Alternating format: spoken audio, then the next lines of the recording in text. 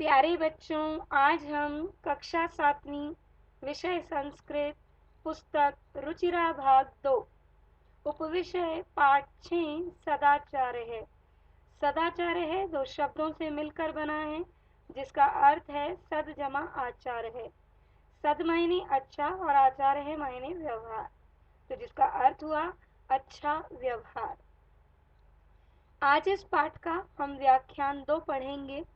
इस पाठ के व्याख्यान 1 में हमने जो है इस पाठ में आए कठिन शब्दों के अर्थ जाने और इस पाठ में जो श्लोक थे उनकी हिंदी पढ़ी। आज इस व्याख्यान 2 में हम अभ्यास कार्य करेंगे इस पाठ का। साथ ही साथ जो मैंने आपको व्याख्यान 1 में गृह कार्य दिया था उस गृह कार्य की चर्चा करेंगे और धातु रूप, शब्द रूप, धातु रूप, संख्यावाची, ये 3 चीजें आपकी व्याकरण में हैं।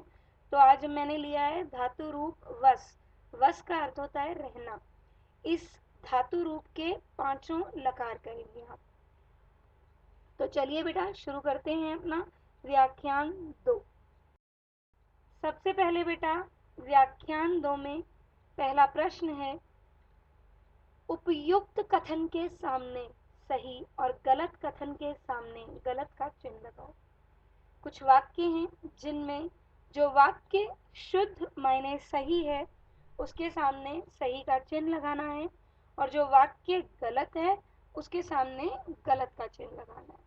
तो हमारा पहला वाक्य है, प्रातः काले ईश्वरम स्मरेत्, कि सुबह सुबह हमें ईश्वर का स्मरण करना चाहिए।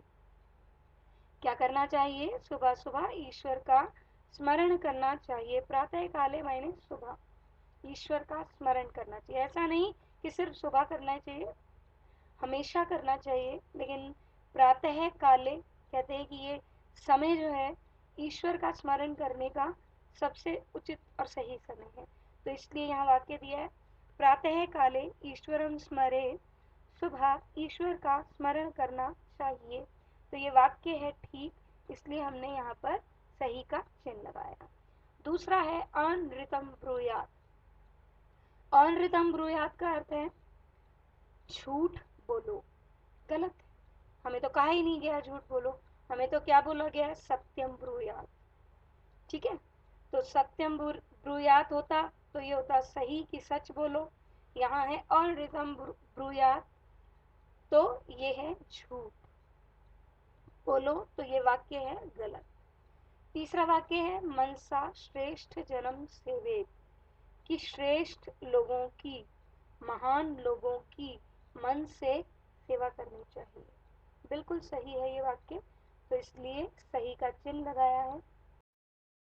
चौथा है बेटा, मित्रेण कलहम कृत्वा जनः सुखी भवति, मित्र से झगड़ा करके लोग सुखी रहते हैं।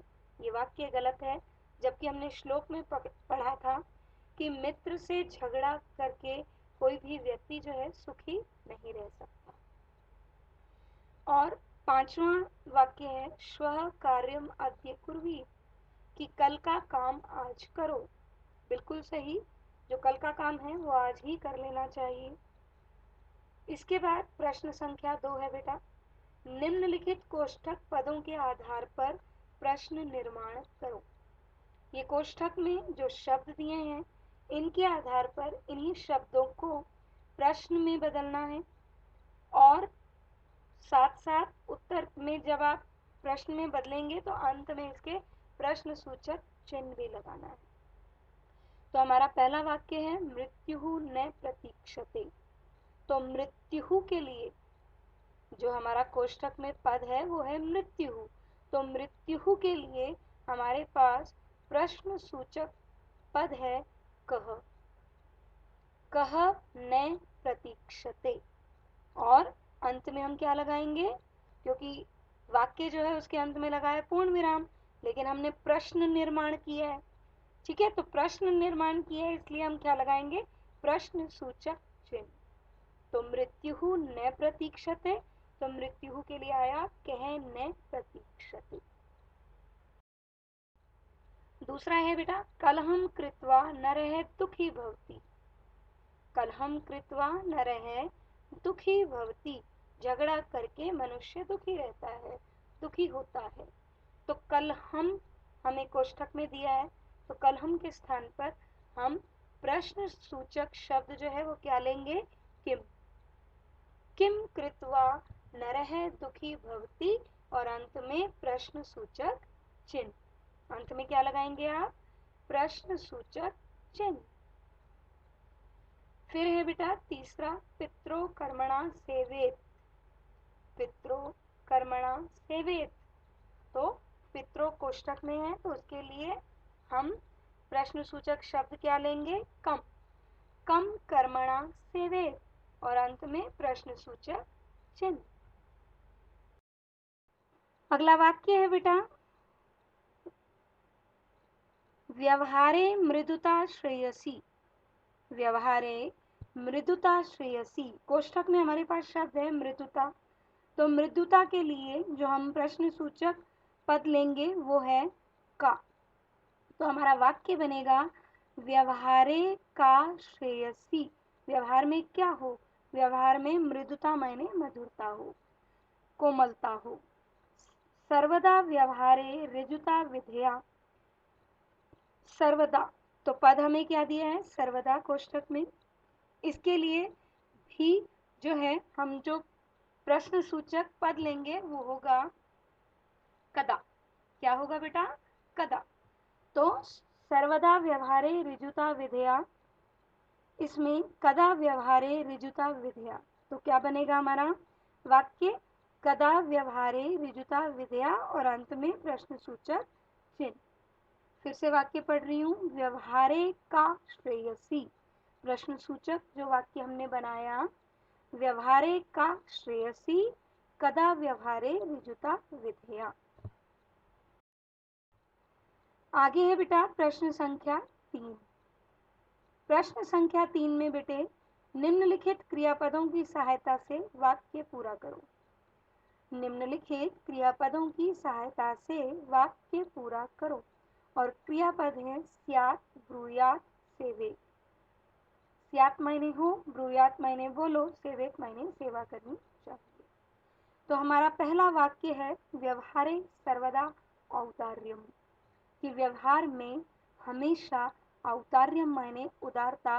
तो हमारे पास जो क्रियापद हैं उनमें से हम लेंगे स्यात्। स्यात् मायने हो या होनी चाहिए। तो व्यवहार में हमेशा औदार्यम मायने उदारता हो। दूसरा वाक्य है, अनृतम प्रियम ने। प्रिय लगने वाला झूठ, ने मायने नहीं, ब्रूयात्। क्रियापद क्या लिया हमने, ब्रूयात्। तो हमारा वाक्य बना, अनृतम प्रियम ने ब्रूयात्। प्रिय लगने वाला झूठ मत बोलो। मनसा मातरम पितरम च, मन से माता और पिता की। तो हमारे पास क्रियापद है सेवेत। क्या है, सेवेत, सेवा करनी चाहिए। तो मनसा मातरम पितरम च सेवेत। अगला वाक्य है हमारे पास, सत्यम प्रियम च। तो हम क्या लेंगे क्रियापद, ब्रूयात्। सत्य और प्रिय बोलो। ठीक है, तो सत्यम प्रियम च ब्रूयात्। अगला है, वाचा गुरुम खालिस्थान, यानी कि यहाँ पर वाक्य पूरा करना है तो मैंने क्रियापद क्या लिया है, सेवे। वचनों से, गुरु की, किस किस से, मनसा वाचा कर्मणा, मन से, कर्म से और वचनों से। तो यहाँ पर आपको दिया है वाचा गुरुम सेवेत। तो वाचा यानी वचनों से, गुरु माने गुरु की, सेवेत सेवा करो, करनी चाहिए। अगला है बेटा, सत्यम अप्रियम च न ब्रूयात्।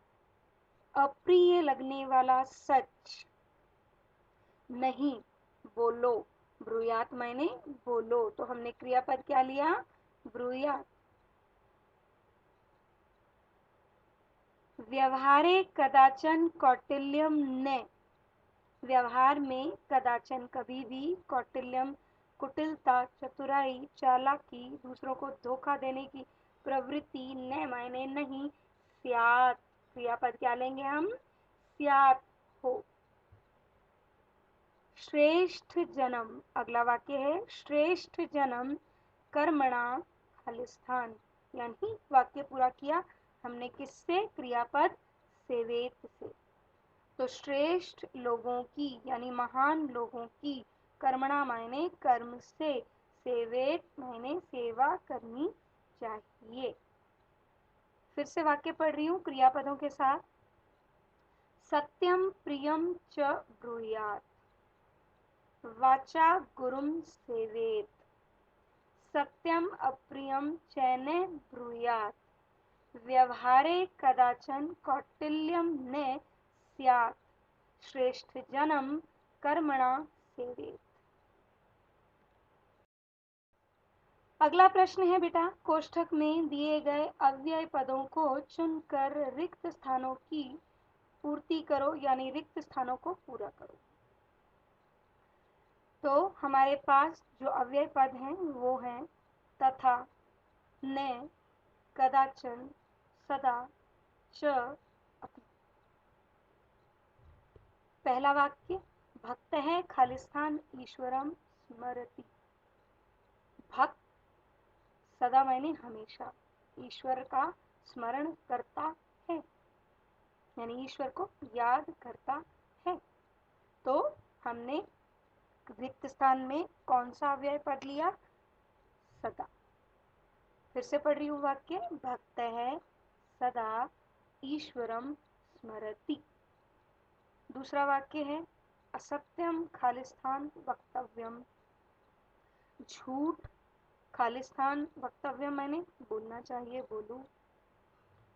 तो खालिस्थान में आएगा न, नहीं, झूठ मत बोलो या झूठ नहीं बोलना चाहिए। ठीक है, तो वाक्य हमारा है असत्यम ने वक्तव्यम। तीसरा वाक्य बेटा, प्रियम खालिस्थान सत्यम तदेव, प्रिय सत्य वदेत मैंने बोल। तो प्रियम सत्यम वदेत में जो हमारा रिक्त स्थान है वहां पर क्रियापद आएगा तथा, प्रिय तथा सत्य बोलो, यानी प्रियम तथा सत्यम वदेत। अगला है बेटा, लता मेधा च विद्यालयम गच्छतः।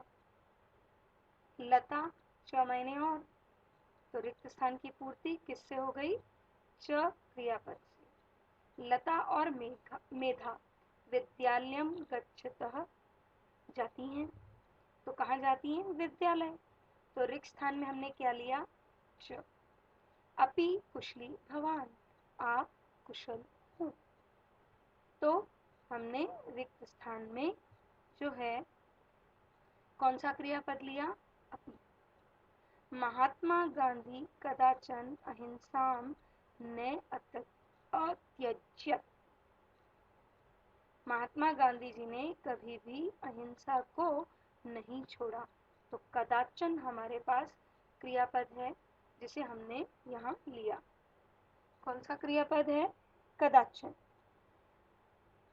फिर से तीनों वाक्य क्रियापद के साथ, लता मेधा च विद्यालयम गच्छतः, अपि कुशली भवान, महात्मा गांधी कदाचन अहिंसाम न अत्यज्यत।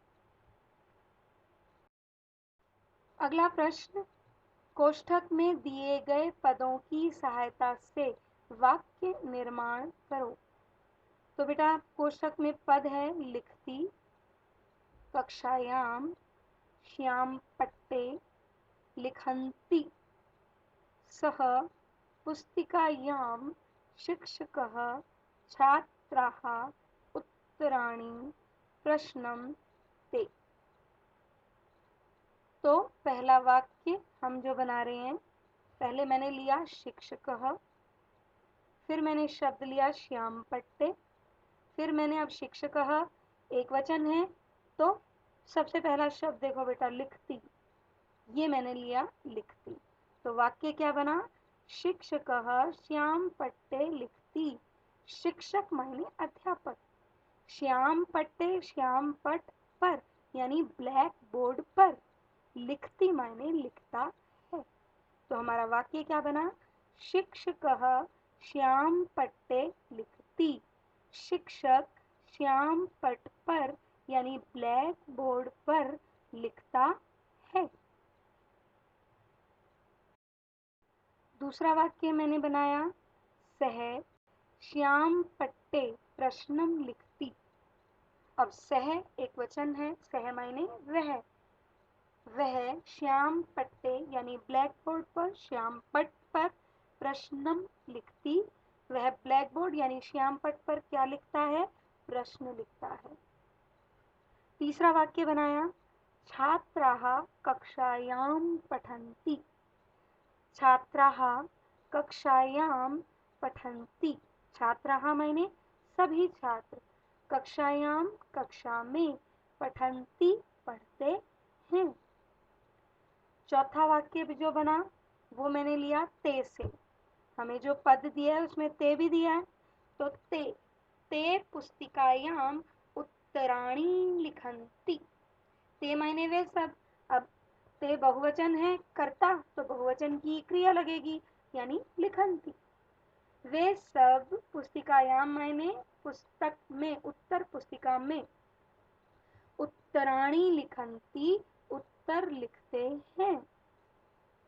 तो कौन कौन सा वाक्य बनाया? सह श्याम पट्टे प्रश्नम लिखति। फिर छात्राः कक्षायां पठन्ति। ते पुस्तिकायां उत्तराणि लिखन्ति।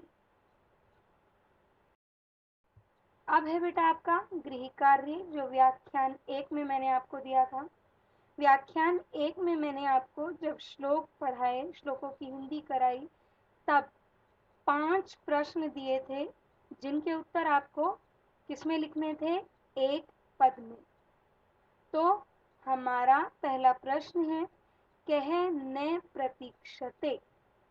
कह न प्रतीक्षते। तो कह न प्रतीक्षते, कौन प्रतीक्षा नहीं करता या कौन प्रतीक्षा नहीं करती? हमने श्लोक में पढ़ा था कि कल का काम आज करो, आज का दोपहर बाद का काम दोपहर से पहले कर लो, क्योंकि मृत्यु किसी की प्रतीक्षा नहीं करती। तो हमारा उत्तर क्या है? मृत्यु। क्या है उत्तर बेटा? मृत्यु, कि मृत्यु किसी की प्रतीक्षा नहीं करती। दूसरा प्रश्न है बेटा, सत्यता कदा व्यवहारे स्यात्।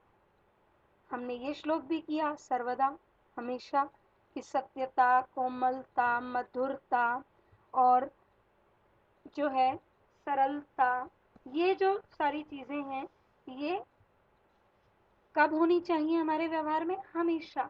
ऐसा नहीं कि आज है और कल नहीं है। ठीक है, तो सत्यता कदा व्यवहारे स्यात्, तो हमारा उत्तर होगा सर्वदा मायने हमेशा। तो कह न प्रतीक्षते उत्तर है एक पद में मृत्यु। और अगर पूरे वाक्य में आपसे ये प्रश्न पूछा जाए कि पूरे वाक्य में उत्तर दो, तो आप कह के स्थान पर मृत्यु लिख देंगे और न प्रतीक्षते प्रश्न से ही ले लेंगे। तो आपका वाक्य बन जाएगा मृत्यु न प्रतीक्षते। दूसरा प्रश्न, सत्यता कदा व्यवहारे स्यात्। तो उत्तर है सत्यता सर्वदा व्यवहारे स्यात्। एक पद में देंगे तो सर्वदा लिखेंगे, और यदि पूर्ण वाक्य में देंगे तो क्या लिखेंगे? सत्यता सर्वदा व्यवहारे स्यात्। तीसरा प्रश्न, किम ब्रूयात्। सत्यम प्रियम च। कैसा बोलो? सत्यम प्रियम च, सच और प्रिय, मीठा। ठीक है, तो हमारा उत्तर क्या है? सत्यम प्रियम च। और पूर्ण वाक्य में देना हो तो सत्यम प्रियम च ब्रूयात्। चौथा प्रश्न, केन सह कलहम कृत्वा नरः सुखी न भवेत्। किसके साथ झगड़ा करके मनुष्य सुखी नहीं रह सकता? तो कौन है वो? मित्रेण। हमने श्लोक में पढ़ा, मित्रेण सह कलहम कृत्वा नरः सुखी न भवे। तो उत्तर में हमारे पास क्या है, मित्रेण सह। केन सह, सह तो दिया है आपको, तो आप उत्तर में अगर एक पद में उत्तर पूछा जाएगा तो आप जवाब देंगे मित्रेण, लेकिन अगर पूर्ण वाक्य में तो आगे का सारा लिखो आप, मित्रेण सह कलहम कृत्वा नरः सुखी न भवे।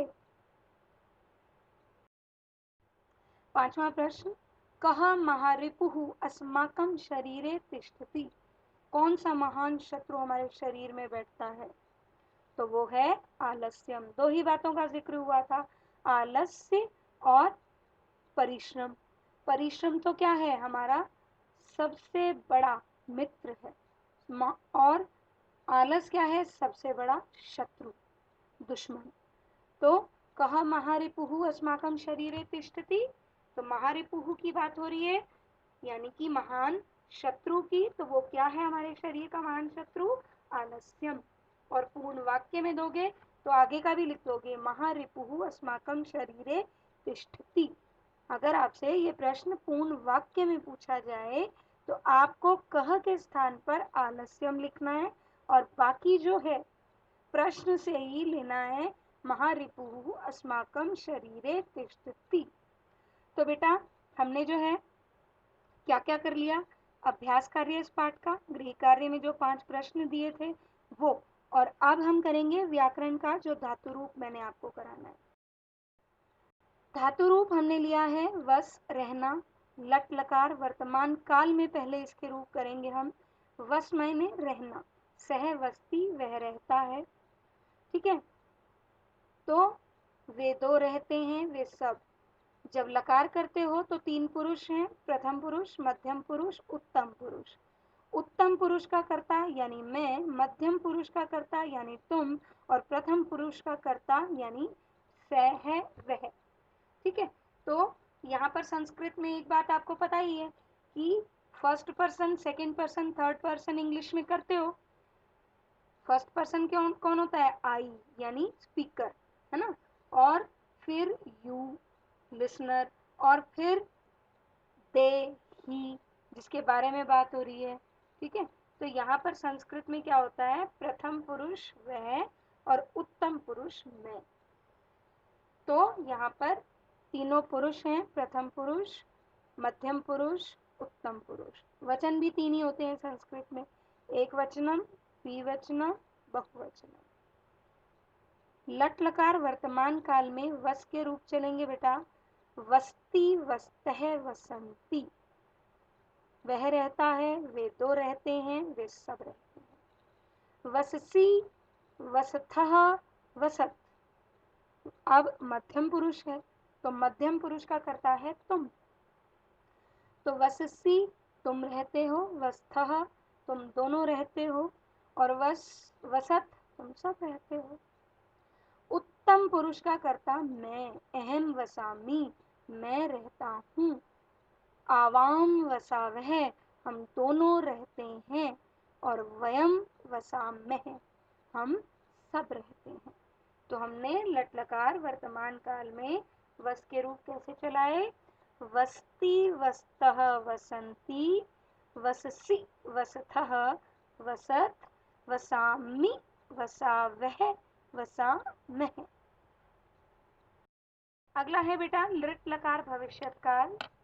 तो लिट लकार भविष्यत काल में जो हमारा रूप है वो कैसे चलेगा, जो पुरुष, प्रथम पुरुष, मध्यम पुरुष, अन्य उत्तम पुरुष जो हैं उनमें रूप अब कैसे चलेंगे, एक वचन होगा वतस्यति।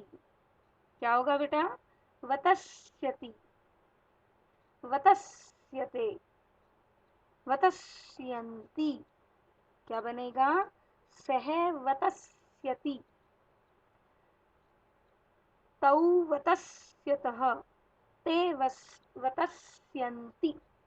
मध्यम पुरुष त्वम, तो त्वम वतस्यसि, युवां वतस्यथः, और यूयं वतस्यत्। उत्तम पुरुष में अहम वतस्यामि, आवां वतस्यावः, और वयं वतस्यामः। फिर से पढ़ रही हूँ एक बार। वतस्यति यानी सह वतस्यति, कर्ता किसको लगाओगे? अब क्रिया तो वतस्यति है और कर्ता क्या लगेगा? सह। सहकर्ता जो है वो सर्वनाम शब्द है, संज्ञा शब्द भी कर्ता हो सकता है। ठीक है, तो सह वतस्यति, तौ वतस्यतः, ते वतस्यन्ति, त्वं वतस्यसि, युवां वतस्यथः, यूयं वतस्यत्, अहं वतस्यामि, आवां वतस्यावः और वयं वतस्यामः। इसी तरह लंग लकार अतीत काल यानी भूतकाल। अवसत, अवस्थाम, अवसन, अवसः, अवस्तम, अवसत, अवसम, अवसाव, अवसाम। ठीक है, तो ये है भूतकाल लंग लकार। अगला है बेटा लोट लकार आज्ञार्थक काल। लोट लकार आज्ञार्थक काल में सह वस्तु, तौ वस्ताम, ते वसंतु। तो वस्तु, वस्ताम, वसंतु, वस, त्वम वस। तो त्वम कर्ता किसका है? मध्यम पुरुष का। वस, वस्तम, वसत। फिर उत्तम पुरुष अहम वसानी, तो वसानी, वसाव, वसाम। फिर से पढ़ रही हूँ इसको मैं। वस्तु, वस्ताम, वसंतु, वस, वस्तम, वसत, वसानी, वसाव, वसाम। और फिर है हमारे पास विधिलिंग लकार यानी विधि और संभावना। प्रथम पुरुष एक वचन वसेत, द्विवचन वसेताम, बहुवचन वसेयुः। वसेत, वसेताम, वसेयुः। वसेः, वसेतम, वसेत, वसेयम, वसेव, वसेम। कैसे करेंगे? वसेत, वसेताम, वसेयुः, वसेः, वसेतम, वसेत और वसेयम, वसेव, वसेम। तो बेटा आपका गृह कार्य, एक तो आपको गृह कार्य करना है पाठ 6 सदाचारः का अभ्यास कार्य पुस्तक में, यदि आपके पास पुस्तक है तो। और यदि आपके पास पुस्तक नहीं है तो आपको नोटबुक में इसे नहीं करना, तब आप वीडियो में से ही लर्न करेंगे। और साथ साथ जो मैंने आपको वस मायने रहना कि ये धातु रूप की कराए हैं, इन्हें आपको 500 लकारों में, इन्हें आपको कहाँ लिखना है? संस्कृत की फेयर नोटबुक में। तो गृह कार्य बुक में अभ्यास कार्य पाठ 6 और नोटबुक में वस धातु के रूप 5 लकारों में तीनों पुरुषों व तीनों वचनों सहित आपको जो है लिखने हैं। तो धन्यवाद, मिलते हैं अपने अगले व्याख्यान में।